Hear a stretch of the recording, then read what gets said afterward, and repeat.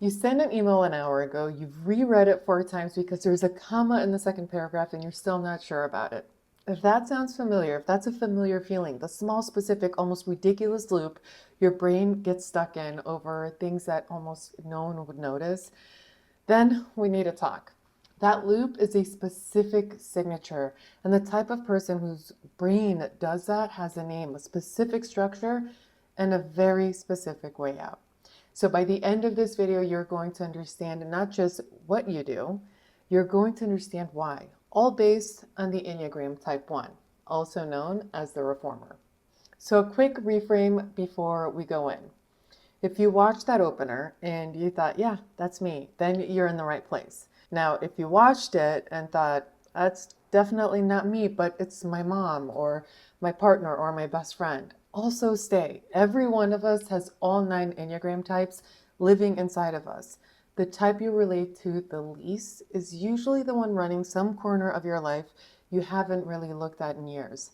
And type 1 might not be your home base, but there's a type 1 voice somewhere in your head, and it's worth knowing what it sounds like. If you're new here, I'm Danny. I'm a life redesign coach for women rebuilding their identity after the kind of disruption that makes the old version of their life unwearable. The Enneagram is one of the sharpest tools I know for that kind of work because it doesn't just describe your behavior, it diagnoses the motivation underneath it, and you can't change what you can't see. This is part 1 of 2. Today is a diagnostic. What type 1 actually is, the internal logic that runs it, the real gifts, your subtypes, and how that plays out in relationships and work. Part 2, which is also linked below in this video and is already live, is where you go into the childhood messages, the wound, and the way through the type. The surface version of type 1 is the perfectionist. It's responsible, has her life together, the one people lean on.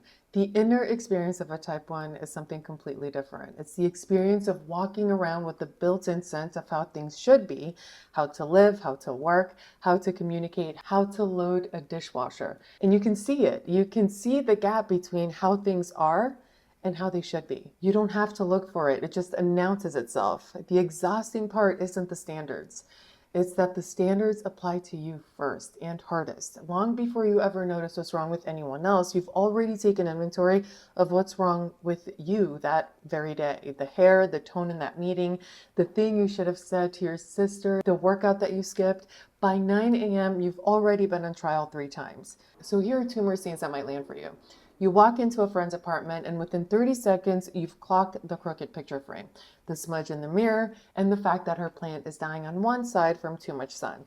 You say nothing, you file it, and you'll think about that plant again on a random Tuesday. And then there's a voice in your head that talks to you the way a strict boss would talk to an employee they're about to fire. It doesn't take weekends. It doesn't lower its standards when you're sick.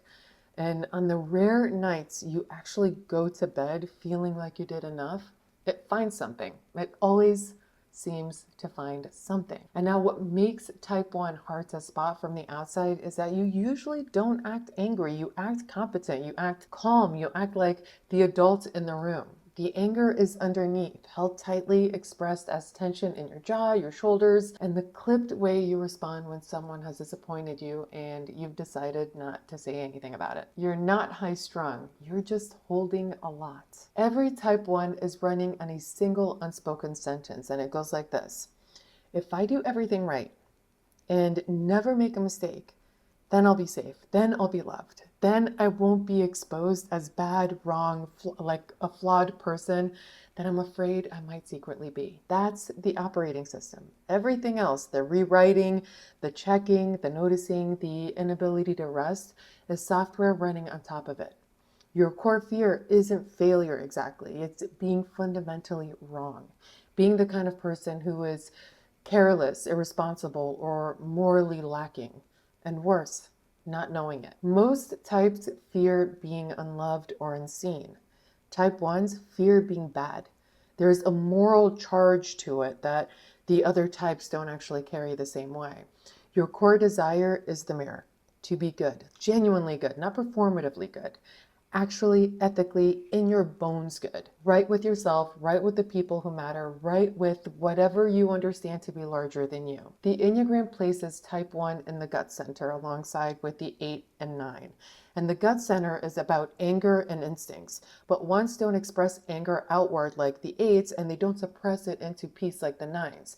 They convert it. They turn anger into correction, into standards, into the relentless work of fixing themselves first and then their environments, then everyone else. So when you feel that tight, frustrated, why can no one else do this properly feeling, that's not pettiness. That's unmetabolized anger doing what it's learned to do. It's looking for somewhere ethical to land. The lie underneath all of it is this: being hard on yourself is the same thing as being a good person. You've conflated discipline with virtue, self-criticism with integrity, suffering with seriousness. Somewhere along the way, you learn that the route to being safe was to police yourself before anyone else got the chance to do it. The work, and we'll get deeper on this in part 2, is unhooking those two things. Goodness is not a product of self-punishment. It never was. The woman underneath the rules has been good the whole time. The rules were the cage you built around her when you weren't sure anyone else could keep you safe. Now, I want to spend real time here because most type 1 content rushes past the strengths to get to the fixing, and that's exactly the trap. Your standards aren't the problem, they're the gift. You are the person who notices what isn't working in a culture that is genuinely happy to lower the bar until everyone can step over it. You keep the bar where it belongs, and that matters. The world is full of mediocre work delivered by people who decided good enough 5 drafts too early. You are the corrective. You are why the project actually ships at the level it was supposed to. You have an integrity radar that's almost unfair. You can feel when something is off, when someone is being dishonest, when a system is unjust, when an organization is rotting underneath a coat of fresh paint. People come to you when they need someone to tell them the truth because you've never really been able to make yourself say the comfortable lie. You're reliable in a way that has become rare. And when you say you'll do something, it gets done. When you take on a responsibility, you carry it. Now, at your healthiest, you stop being the perfectionist and become something different. You become wise, discerning. You can still see the gap between what is and what should be, but you stop using that gap as a weapon against yourself. You start using it as a compass. You become the woman people trust to tell them what's true and still love them. That's a type 1 in her power. That's the version of you we're working towards. Most Enneagram content stops at type 1 with a 9 wing or a type 1 with a 2 wing, and that's fine for a starting point, but it's just surface. The deeper diagnostic is your instinctual subtype. There are 3 flavors of type 1, and once you know yours, the whole type makes more sense. There's self-preservation one, sometimes called worry. This is the true perfectionist, the one whose perfectionism turns inward most intensely. You're warm on the outside, anxious on the inside. You're constantly preparing, controlling your own behavior, your own body, your own environment. You're the one who triple checks the locks, the color codes, the calendar, runs a tight ship at home, and worries quietly, constantly about whether you're doing enough. You're the gentlest seeming of the 3. And you'd never call yourself angry. You'd call yourself responsible. Now, a social one, sometimes called the non-adaptability or rigidity, this is the one who becomes the model. You don't correct people directly. You embody the right way and let your example speak. You're the rule bearer in your friend group, your workplace, and your family. You're often drawn to teaching, leadership, or roles where being correct is part of the function. Now, the challenge is a certain stiffness, a difficulty being wrong in public, a tendency to identify so closely with the rules that breaking one feels like you're almost breaking yourself. Then we have the sexual ones, sometimes called zeal or reformer of others. This is the more fiery ones. It's counterintuitive because most 1 content points 1 as restrained, but this subtype runs hotter. Your perfectionism projects outward, especially onto the people closest to you. You don't just want to be good, you want your partner to be good, your closest friends, your child. You're convinced you can see who they could be, and you push them towards it. At your worst, this looks like control. Now, at your best, you're a transformative presence in the lives of people you love. You're Also the most likely to look like a type 8 to people who don't know you well, and the most likely to be misdiagnosed because of it. If one of those three made you uncomfortable, that's probably yours. Subtype is where the real specificity lives. Let me give you a scene instead of a list. Sunday night, you and your partner on the couch. They made dinner, genuinely good. They cleaned up after, well, mostly, and there's one pan still in the sink because it needs to soak. You've noticed it. You're not going to say anything. You've had that conversation before, so you sit there. You try to be present. Every 6 minutes, your eyes drift towards the kitchen. Eventually, you say, "Hey, babe, should I just go wash that real quick?" And then they sigh because they always know. This is a type 1 pattern in intimacy. It isn't about love, it's about attention. Your nervous system can't fully settle in a space where something is unresolved. In the pan, the email draft, the half-finished thing on the counter, all read as unresolved. Your partner experiences this as you being unable to relax with them, while you are experiencing it as you trying to help. And here's the thing, you're both right. The trickier piece is on the receiving side. When your partner tells you they love you, or that you did a beautiful job, or that they're proud of you, a small part of you doesn't quite buy it because they didn't see the version that could have been better. They're praising the version that exists, so the compliment doesn't fully land. Take it with one hand and hold the inner critic revisions on the other. You're not difficult to love, you're just difficult to convince you're loved. Those are two different things. Okay, now different scene. You're running a project, 3 people in your team. You assign the slide deck to one of them last Thursday. It's Monday morning. She sends it over for you to review. You open it. The structure is mostly right. The data is accurate. The framing is fine. There are 7 things you would have done differently. Not wrong, just, a little different. Word choices, slide order, the font on the section header, and you sit there. You know that the right thing to do is simply to send it back with some feedback and then approve it. You've read the management books, but instead you open the file in edit mode. You're going to just clean it up real quick. 45 minutes later, you've rewritten about a third of the presentation. You send it back with a kind note. You tell yourself that you were just being helpful. You tell yourself she'll learn from seeing the revisions. She won't.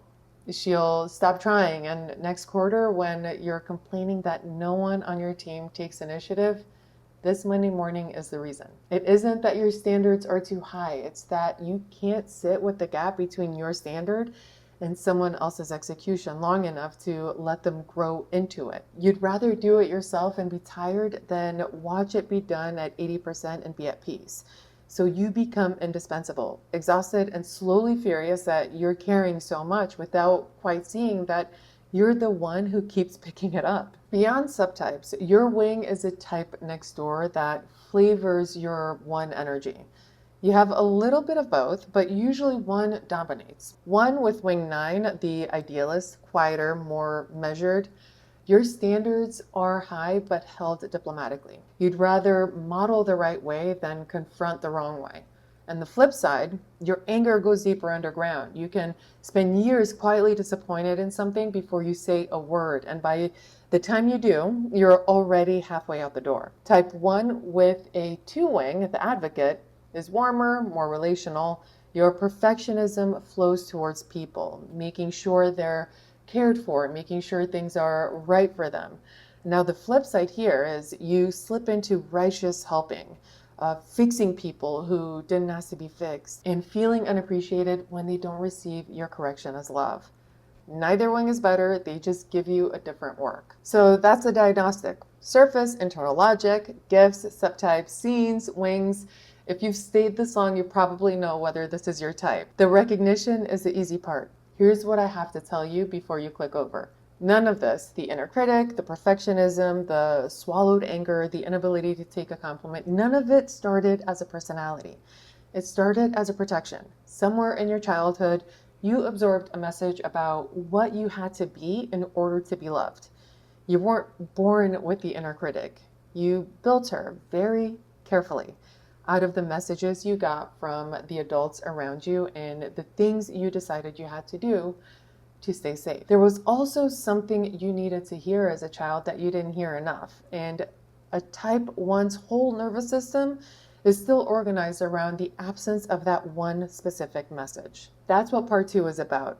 The unconscious childhood messages that shaped you, the thing you needed to hear and didn't, and the 4 or 5 specific patterns that keep type 1 stuck in the same loop their entire lives, even after they've read every single book. Part 2 is linked right below this video. Don't wait, watch them back to back if you can. Part 1 is a diagnosis, and part 2 is where the actual healing work begins. Now, before you go, subscribe so the rest of the 9-part series shows up for you. And tell me in the comments, the pan in the sink, the slide deck, the compliment you couldn't quite take, which scene hit hardest? I read them and I build the next videos from what you tell me.